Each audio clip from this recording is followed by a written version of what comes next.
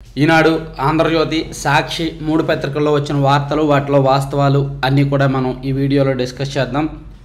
మనకి ప్రస్తుతానికి నేను బయట ఉన్నాను, స్టూడియోలో లేను, అందుకని ల్యాప్టాప్లో స్క్రీన్ రికార్డింగ్ ద్వారా ఈరోజు మూడు పత్రికలు మాత్రమే చెప్తున్నా, ఆంధ్రప్రభ చెప్పడం లేదు. ఈరోజు రాజశేఖర రెడ్డి గారి జయంతి. సాధారణంగా సాక్షి పత్రికలో ఆ యాడ్ వస్తుంది, ఎవరో ఒకరు ఇస్తారు అని ఆశిస్తాం. కానీ దానికి విరుద్ధంగా ఆంధ్రజ్యోతిలో ఒక యాడ్ వచ్చింది, రాజశేఖర రెడ్డి గారి జయంతి యాడ్. అది ఆంధ్రప్రదేశ్ పిసిసి అంటే Congress party president YS Sharmila Reddy గారు ఇచ్చారు. సరే, షర్మిల గారికి తన తండ్రి మీద ఉన్న భక్తి, కాంగ్రెస్ పార్టీకి రాజశేఖర రెడ్డి గారి మీద ఉన్న భక్తి, గౌరవం అనుకోవచ్చు. వైసీపీలో ఎవరికి లేదా? రాజశేఖర రెడ్డి గారిని మర్చిపోయారా? లేదంటే యాడ్ ఇవ్వాల్సిన అవసరం లేదు అనుకున్నారా? చెవిరెడ్డి భాస్కర్ రెడ్డి గారు ఉన్నారు, వైవి సుబ్బారెడ్డి గారు ఉన్నారు, పెద్దిరెడ్డి గారు ఉన్నారు, ఇలా చాలామంది పెద్ద వాళ్ళు ఉన్నారు వైసీపీలో. రాజశేఖర రెడ్డి గారి భక్తులు, రాజశేఖర రెడ్డి గారు అడుగుజాడలు నడిచిన వాళ్ళు. అటువైపు బొత్స సత్యనారాయణ గారు, అటువైపు ధర్మాన ప్రసాదరావు గారు, అంతెందుకు జగన్మోహన్ రెడ్డి గారు, ఇలా చాలామంది ఉన్నారు కదా. రాజశేఖర రెడ్డి గారు అడుగుజాడల్లో నడిచిన వాళ్ళు. మాట్లాడితే మా పెద్ద ఆయన అని కీర్తిస్తారు, పాటలు పెడతారు, పెద్దయన అని పాటలు పెడతారు. తర్వాత ఇంకో పాట కూడా, సుక్కల్లోకెక్కినాడు సక్కనోడు అని పాటలు ఉంటాయి. ఆ పాటలు కూడా విపరీతంగా వచ్చాయి అప్పట్లో. రాజశేఖర రెడ్డి గారి జయంతి, వర్ధంతి వచ్చిందంటే చాలు, గ్రామాల్లో వైసీపీ కార్యకర్తలు బీభత్సంగా ఆ పాటలు పెట్టి ఫ్లెక్సీలు కట్టి కాస్త చేసేవాళ్ళు, కార్యక్రమాలు ఘనంగా చేసేవాళ్ళు. కానీ ఏంటో ఈరోజు అస్సలు ఒక్క యాడ్ కూడా లేదు. జయంతి సందర్భంగా ఒక్క యాడ్ కూడా లేదు. ఒక్క నాయకుడు, ఒక్క వైసీపీ నాయకుడు కూడా సాక్షిలో ఆయనకు నివాళులు అర్పిస్తున్నో, ఆయన్ని స్మరించుకుంటున్నో ఒక ఫుల్ పేజీ యాడ్ ఇవ్వలేదు. ఫుల్ పేజీ కాదు కదా, హాఫ్ పేజీ కాదు కదా, పావు పేజీ యాడ్ కూడా ఇవ్వలేదు అన్నమాట. సరే, అదంతా పక్కన పెట్టేద్దాం. ఇప్పుడు మనం వార్తల్లోకి వెళ్ళిపోదాం. అభివృద్ధికి అడ్డుపడకుండా ఆ భూతాన్ని భూస్థాపితం చేస్తాం. ఏపీకి వచ్చే పెట్టుబడిదారులకు భరోసా కల్పిస్తాం. తెలుగు రాష్ట్రాల అభివృద్ధికి నిరంతరం పనిచేస్తా. గొడవలతో అభివృద్ధికి ఆటంకం. ఇచ్చిపుచ్చుకునే ధోరణితోనే సమస్యల పరిష్కారం. తెలంగాణ తెదేపా కార్యకర్తలతో ముఖ్యమంత్రి చంద్రబాబు. జూబ్లీహిల్స్ నుంచి భారీ ర్యాలీ, ఘనంగా సత్కరించిన నేతలు. ఇదిగోండి, రెండు రాష్ట్రాలు కూడా మనకి ముఖ్యమే, రెండు రాష్ట్రాల్లో కూడా మంచి జరగాలి అని నిన్న హైదరాబాద్లోని ఉన్న తెలుగుదేశం పార్టీ కార్యాలయంలో చంద్రబాబు నాయుడు గారు ఒక సమావేశం నిర్వహిస్తే దానికి తెలంగాణ టీడీపీ నేతలందరూ కూడా ఆయన దగ్గర ఆ మీటింగ్కి వచ్చి బాబు గారిని ఘనంగా సత్కరించి ఘన స్వాగతం పలికారనమాట. ర్యాలీలో ఘనంగా పాల్గొన్నారు. సో ఆ సందర్భంగా చంద్రబాబు నాయుడు గారు రెండు తెలుగు రాష్ట్రాలకు సంబంధించి తను ఎటువంటి ఆలోచనలతో ఉన్నాను అనేది చెప్పుకొచ్చారు. అలాగే తెలంగాణలో కూడా తెలుగుదేశం పార్టీ ఉంటుంది, ఇక్కడ కూడా మనం ఉంటాము అని అక్కడ నాయకుల ద్వారానే మాట్లాడి తను కూడా మాట్లాడించి చెప్పారనమాట. ఏపీలో అర్హత లేని వారు అధికారంలోకి వస్తే ఏం జరుగుతుందన్న దానికి గత 5 ఏళ్ల పాలన నిదర్శనం. రాజకీయాల్లో మంచి వాళ్ళు ఉంటే ఏం జరుగుతుందో నిరూపించే అవకాశం ఏపీలో నాకు వచ్చింది. అక్కడ అంచనాలు ఎక్కువగా ఉన్నాయి. చాలామంది అన్నీ ఈరోజే అయిపోవాలని ఆలోచిస్తున్నారు. కానీ ఖజానా చూస్తే ఖాళీ అయిపోయింది. సమస్యల సుడిగుండంలో ఉన్నాం. సంక్షోభంలో అవకాశాలు వెతుక్కోవడం నా నైజం. ముందుకు వెళతాం. అక్కడ కోకొల్లలుగా ఉన్న సమస్యలను పరిష్కరించే బాధ్యత నాకుంది. తెలుగు రాష్ట్రాల ప్రజలు అన్నదమ్ములుగా కొనసాగుదాం. నేను ఏపీ తెలంగాణ అని కాకుండా తెలుగు ప్రజల కోసం పనిచేస్తా. కొందరు గొడవలు పడాలంటున్నారు, కానీ గొడవ పడితే నీళ్లు రావు. పలు విషయాల్లో ఇబ్బందులకు గురవుతాయి. సామరస్యంగా పరిష్కరించుకుంటే సమస్యలు పరిష్కారం అవుతాయి.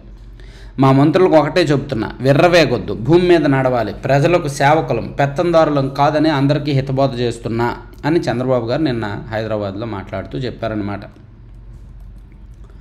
అది ఈనాడులో బ్యానర్ వార్త వేశారు. తర్వాత పక్కనేమో టిడ్కో ఇళ్లకు మంచి రోజులు. వైకాపా ప్రభుత్వంలో ఏర్పడిన అడ్డంకులు తొలగుతున్న వైనం. 2000 కోట్ల రుణం ఇచ్చేందుకు హడ్కో సమ్మతి. నిధుల కొరత నుంచి బయటపడుతున్న టిడ్కో. 2014 నుంచి 19 వరకు తెలుగుదేశం పార్టీ ప్రభుత్వం అధికారంలో ఉండగా దాదాపుగా 1,45,000 ఇళ్లను టిడ్కో ఇళ్లను నిర్మించారు. కాదు, 2,62,000 టిడ్కో ఇళ్లను నిర్మించారు. అయితే వాటిని గత ప్రభుత్వం నిర్లక్ష్యం చేసి పక్కన వదిలేసింది. చంద్రబాబు గారు ఉన్నప్పుడు కట్టినవి మనం ఎందుకు పేదలకు ఇవ్వడం అని వ్యవహరించారు. సో దాంతో అవి చాలా వరకు మూలబడ్డాయి, పాడైపోయాయి, డోర్లు కిటికీలు చెదలబట్టాయి, మొత్తం అంటే ఒక పాడుబడ్డ బూత్ బంగ్లాల్లా తయారయ్యాయి. సో వాటిని మళ్ళీ టీడీపీ అధికారంలోకి వచ్చాక వాటిని మళ్ళీ ఆ బూజు దులిపి కొత్తవిగా మార్చి రంగులేసి లబ్ధిదారులకు ఇవ్వడానికి రెడీ చేస్తున్నారు. ఎన్డీఏ ప్రభుత్వం అధికారంలోకి వచ్చి నెల రోజులు కూడా గడవక ముందే టిడ్కో ఇళ్ల నిర్మాణానికి వైకాపా ప్రభుత్వంలో ఏర్పడిన అడ్డంకులు ఒక్కొక్కటిగా తొలగబోతున్నాయి. గత ప్రభుత్వం టిడ్కో ఇళ్లపై రివర్స్ టెండరింగ్ నిర్వహించడం తెచ్చిన అప్పులను వేరే అవసరాలకు మళ్లిస్తోందనే భావనతో అప్పట్లో రుణాలు ఇచ్చేందుకు హడ్కో, బ్యాంకులు, ఇతర వాణిజ్య సంస్థలు ఆసక్తి చూపలేదు. రుణానికి గ్యారంటీ ఇస్తామని ప్రభుత్వం చెప్పినా సమ్మతించలేదు. తాజాగా రాష్ట్రంలో అధికార మార్పిడి జరిగిన వెంటనే టిడ్కో ఇళ్ల పూర్తికి రుణం అందించేందుకు హడ్కో సానుకూలత వ్యక్తం చేసిందంట. మంచిదే. రివర్స్ టెండర్ రివర్స్ కొట్టింది. డబ్బు ఆదా కాకపోగా రాష్ట్రానికి జీవనాడి లాంటి ప్రాజెక్టు నాశనం. 1,548 కోట్ల నుంచి 4,637 కోట్లకు పోలవరం పనుల పెంపు. అదనపు పనులతో గుత్తేదారు సంస్థ మెగాకు భారీ లబ్ధి. ప్రాజెక్టు అథారిటీ వద్దని చెప్పినా నాటి ముఖ్యమంత్రి జగన్ పట్టుబట్టి కాంట్రాక్టర్ను మార్చడం, కొత్తగా రంగంలోకి దిగిన గుత్తేదారు మెగా సంస్థ వెంటనే పనులు చేపట్టకపోవడం వలన పోలవరం ప్రాజెక్టుకు పెనుశాపంగా మారింది. జగన్ అధికారంలోకి రాగానే పోలవరం రివర్స్ టెండరింగ్ పేరుతో 628 కోట్లు ఆదా చేసినట్టు చూపించి రాష్ట్రాన్నే ఉద్ధరించినట్టుగా పోజులు కొట్టి అప్పటికే 72% పూర్తయిన పోలవరం ప్రాజెక్టును కుట్రపూరితంగా మెగా చేతిలో పెట్టారు. సో ఈ రివర్స్ టెండరింగ్ అని వీళ్ళు చెప్పారు, కబుర్లు చెప్పారు, కానీ అదంతా అబద్ధం, బయటకు చూపించిన లెక్కది. కానీ వాస్తవంగా 1,548 కోట్లకే అవ్వాల్సిన పనులు 4,637 కోట్లకు పెరిగాయి. సో దీనివలన పోలవరం ప్రాజెక్టు అంచనాలు పెరిగి పనులు విలువ పెరిగి నష్టం జరిగింది అని రాశారన్నమాట. ఆంధ్రజ్యోతిలో ఇదే బ్యానర్ ఈరోజు ఆ పోలవరానికి సంబంధించిన విషయాన్ని ఆంధ్రజ్యోతిలో బ్యానర్ వార్తగా రాశారు. ఇదిగోండి, పోలవరం పాపం ఖరీదు 20,000 కోట్లు. జగన్ సర్కారు అరాచకం, మెగా అలసత్వమే కారణం. అధికారంలోకి రాగానే నిర్మాణ పనులు నిలిపివేత, నవయుగాన్ని మార్చి మెగాకు కాంట్రాక్టు అప్పగింత, సకాలంలో పనులు చేపట్టకపోవడంతో భారీ నష్టం, భారీ వరదలకు దెబ్బతిన డయాఫ్రమ్ వాల్, కాఫర్ డ్యాంలకు సిపేజీ కూలిన గైడ్ బండ్, 1,771 కోట్లతో పూర్తి కావలసిన ప్రాజెక్టు పడక, మరో 5 ఏళ్లైనా పూర్తి కావడం కష్టమే. మరోవైపు భారీగా పెరిగిన నిర్మాణ వ్యయం. కేంద్ర ప్రాథమిక అంచనా 15,511 కోట్లు, కానీ 20,000 కోట్లు అవుతుందని నిపుణుల అంచనా అంట. సో నిపుణులు వచ్చారు కదా, వాళ్ళు ఒక ప్రాథమిక నివేదికది ప్రిపేర్ చేస్తున్నారంట. సో పోలవరం ప్రాజెక్టు పూర్తి అవ్వాలంటే ఎక్స్ట్రా ఖర్చు అవుద్ది. గత 5 సంవత్సరాలు సరైన పనులు చేయని కారణంగా, కొన్ని టెక్నికల్ ఫెయిల్యూర్స్ కారణంగా ఇప్పుడు దానికి అన్నీ కూడా అంచనాలు పెరిగిపోయాయి. కానీ మెగాకు కాంట్రాక్ట్ ఇవ్వడం వలన కూడా నష్టం జరిగింది అనేది వీళ్ళు నిర్ధారిస్తున్నారు. సో మేబీ వీళ్ళు మళ్ళీ టెండర్ వేసి మెగా చేతిలోంచి లాక్కొని మళ్ళీ నవయోగాకి ఎవరికో ఇస్తారేమో చూడాలి.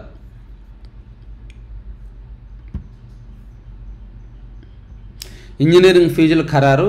మ్యాక్సిమం 1,05,000 అంట, మినిమం 40,000 అంట ఫీజు. తర్వాత అన్న నిర్వహణ కాంట్రాక్టర్, మేనల్లుడు హెచ్ఆర్ అధికారి. ఏపీ ఫైబర్ నెట్ మాజీ ఎండి మధుసూదన్ రెడ్డి నిర్వాహకం. ఏటా 12 కోట్ల నిర్వహణ కాంట్రాక్టు అన్నకే. అక్రమాలు బయటకు రాకుండా ఆధారాలు ధ్వంసం. సోదరుడికి నిర్వహణ కాంట్రాక్టు, మేనల్లుడు హెచ్ఆర్ విభాగానికి ఇన్ఛార్జ్. ఇది ఏపీ ఫైబర్ నెట్ మాజీ ఎండి మధుసూదన్ రెడ్డి తీరు. ఆయన సొంత జాగీరుల సంస్థ ఆదాయాన్ని బంధుగణానికి, క్వార్టరీకి పంచిపెట్టారు. జగన్ ప్రభుత్వ హయాంలో ఫైబర్ నెట్లో అక్రమాలు చూస్తే నోరెళ్లబెట్టే పరిస్థితి. 2019లో ఏటా 7.8 కోట్లు ఉన్న సంస్థ జీతాల పద్దును ఏకంగా 48 కోట్లకు పెంచేశారంట. బబ్బబ్బబ్బా, నాకు నిన్న ఒక షాకింగ్ న్యూస్ తెలిసిందండి. ఇలా గవర్నమెంట్ సంస్థల నుంచి సాక్షి ఎంప్లాయీస్కి జీతాలు ఇచ్చారంట. ఇప్పుడు సాక్షి ఎంప్లాయీస్కి జీతాలు ఎవరిస్తారు? సాక్షి మేనేజ్మెంట్ ఇవ్వాలి. సాక్షి మేనేజ్మెంట్కి సంబంధించిన అకౌంట్ నుంచే ట్రాన్స్ఫర్ అవ్వాలి. కానీ సాక్షి ఎంప్లాయీస్ చాలామందికి గత 5 ఏళ్ళు ఈ ప్రభుత్వ సంస్థల నుంచి, అంటే ఏపీ ఎస్ఎఫ్ఎల్ నుంచో, లేదంటే ఏపీ ఫైబర్ నెట్ నుంచో, లేకపోతే ఏపీ ఎండిసి నుంచో లేకపోతే ఏపీ ఫైనాన్స్ డెవలప్మెంట్ కార్పొరేషన్ ఏదో ఒక ప్రభుత్వానికి సంబంధించిన విభాగాల నుంచి సాక్షి ఎంప్లాయీస్కి కొంతమందికి జీతాలు వెళ్ళాయంట. నాకు నిన్న ఆ స్క్రీన్ షాటు, అందులో ఒక సాక్షి ఎంప్లాయీ నాకు పెట్టారు, ఒక స్క్రీన్ షాట్ పెట్టారు. అన్న మాకు జీతాలు మీకు లాస్ట్ 5 years మీకు తెలియని బయటకు తెలియని విషయం ఒకటి చెప్తాను, లాస్ట్ 5 years మాకు జీతాలు వచ్చింది పలానా సంస్థ నుంచి వచ్చాయి, సాక్షి మేనేజ్మెంట్ నుంచి రాలేదు అని చెప్పారు. నాకు అసలు నమ్మశక్యం కాకుండా ఏమైనా ప్రూఫ్ ఉందా అని అంటే ఆయన డైరెక్ట్ పేర్లతో సహా చెప్పేశారు. నా పేరు బయటకు రానివద్దు, కానీ విషయం అయితే ఇది, ఇంత పాపాలు ఇన్ని తప్పులు జరిగాయని చెప్పి ఆయన ప్రూఫ్స్ పేర్లు మొత్తం అన్నీ బయట పెట్టారనమాట. ఎంత చండాలో ఎంత చెత్తగా పరిపాలించారా గత 5 ఏళ్ళు అని నేను చాలా షాక్ అయ్యాను. సాక్షిలో పనిచేసిన స్టాఫ్కి ప్రభుత్వం నుంచి జీతాలు ఇవ్వడం అంటే మామూలు విషయమా? చూడండి, 7.8 కోట్లు ఉన్న నిర్వహణ జీతాల పొద్దున్న 48 కోట్లకు పెంచారంట. అవసరం లేకున్నా సిబ్బందిని నియమించి వారి జీతాల పేరుతో 5 ఏళ్లలో సుమారు 200 కోట్లు పంచిపెట్టారు. అంటే వాళ్ళని ఉద్యోగంలోకి తీసుకోవాలా, ఏదో ఫేక్ ఐడీలు ఫేక్ ఆధార్లు పెట్టేసి వీళ్ళే నొక్కేసి ఉంటారు, బినామీ పేర్లతో వీళ్ళే నొక్కేసి ఉంటారు. గత 5 ఏళ్లలో ఈ స్కామ్లు ఎక్కువ జరిగాయిలే.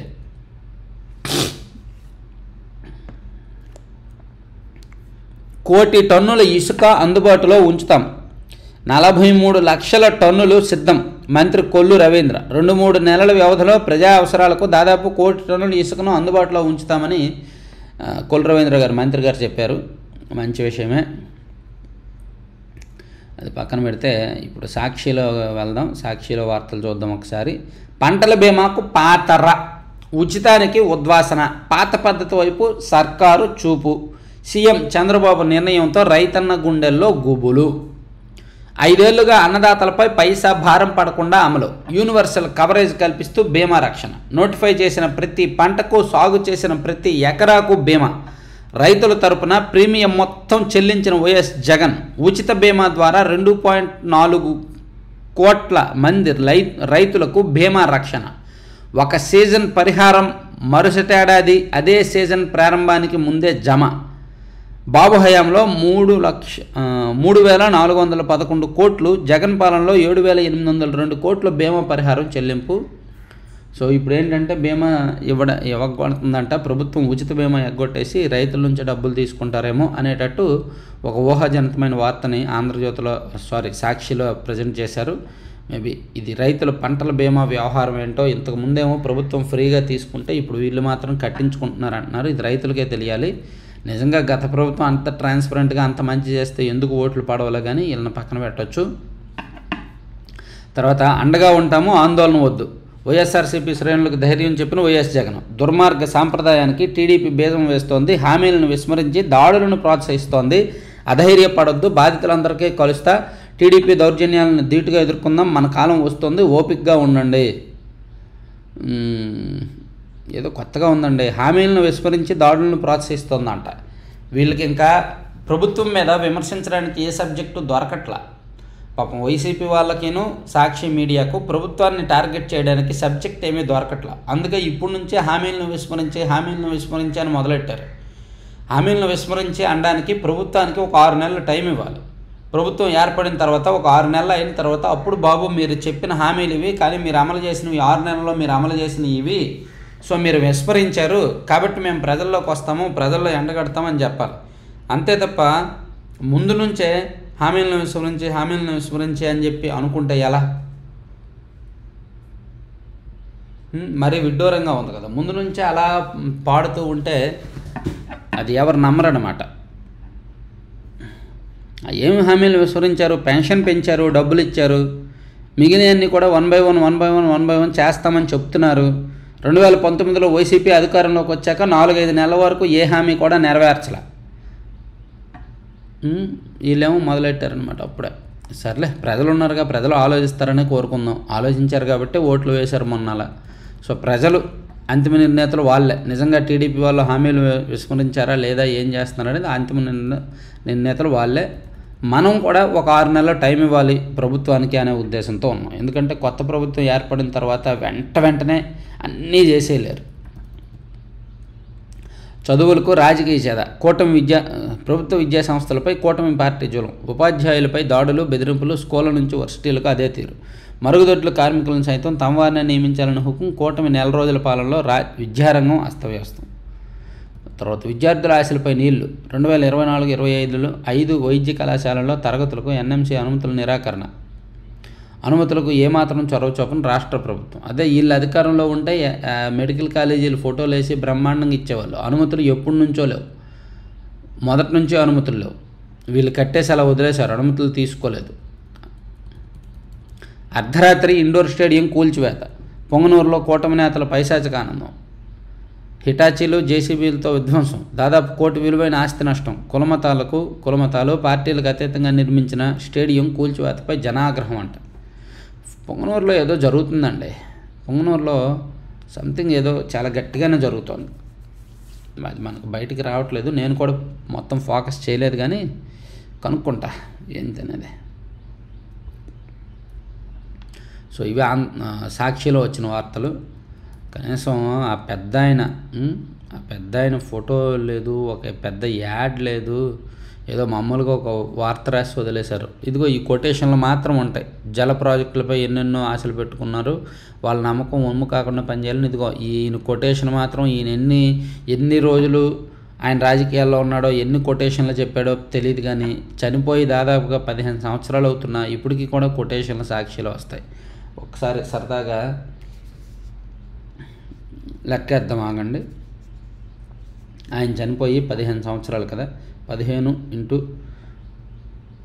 362. ఒక పత్రిక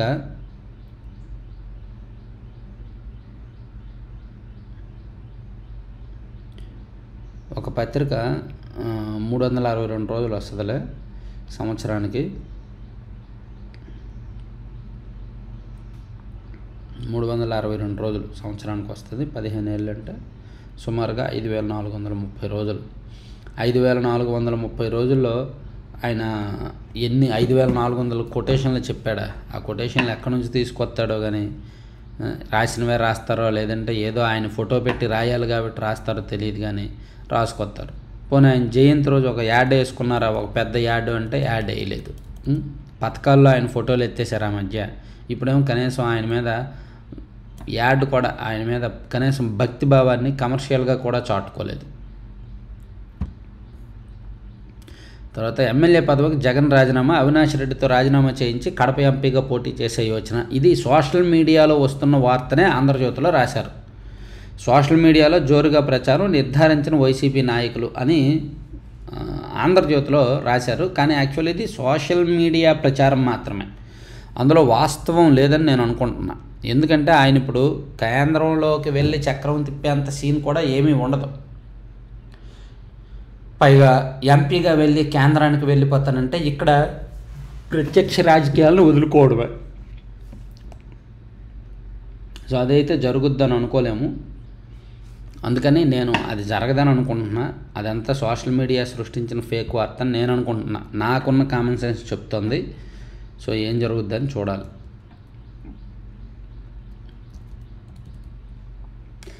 ఇక ఇసుక ఉచితం, నేటి నుంచే కొత్త విధానం అమల్లోకి. మార్గదర్శకాల విడుదలకు సర్వం సిద్ధం. ప్రతి ఒక్కరికి గృహ నిర్మాణాలకు ఉచితం అంట.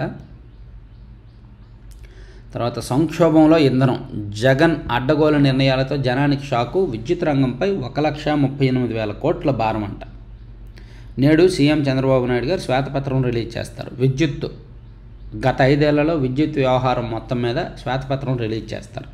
ఈ శ్వేతపత్రంలో కరప్షన్ ఏం జరిగిందనేది ఉండాలి. ఆ స్మార్ట్ మీటర్లు, తర్వాత ట్రాన్స్ఫార్మర్ల కొనుగోలు, తర్వాత ఈ షిరిడీ సాయి కాంట్రాక్ట్లు ఏంటో, అదానీ గారి కాంట్రాక్ట్లు ఏంటో, ఇవన్నీ కూడా ఏంటనేది ఇవ్వాలి.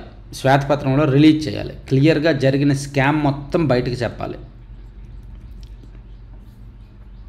సీఎం సార్కు సారీ చెప్పాలి. బాబు ఇంటి చుట్టూ నిఘా, మాజీ చీఫ్ ప్రదక్షిణ. ఆంజనేయులకు సీఎం అపాయింట్మెంట్ లేదన్న అధికారులు. హైదరాబాద్లో గేటు వద్ద పిఎస్ఆర్ను అడ్డుకున్న సెక్యూరిటీ. పోలీస్ బాస్ అవ్వాలని గత ప్రభుత్వంలో అడ్డగోలు పనులు. వీఆర్ఎస్కు అనుమతిస్తే వెళ్ళిపోయేందుకు ఇప్పుడు పాట్లు. అధికారం ఉన్నప్పుడు, ఒక పార్టీ అధికారంలో ఉన్నప్పుడు ఆ పార్టీకి సేవ చేస్తూ మనం పని చేస్తున్నామా, మంచి చేస్తున్నామా, ఏం చేస్తున్నామనే కామన్ సెన్సు మర్చిపోయి పని చేస్తే ఇలాగే ఉంటుంది అన్నమాట. అన్ని రోజులు ఉండవు అట్లా. సో ఇవి 3 పత్రికల్లో వచ్చిన వార్తలు ఇవన్నమాట. కొంచెం సింపుల్గానే చెప్పాను. ఇంకా కీలకమైన అంశాలను మళ్ళీ మాట్లాడుకుందాం. Thank you.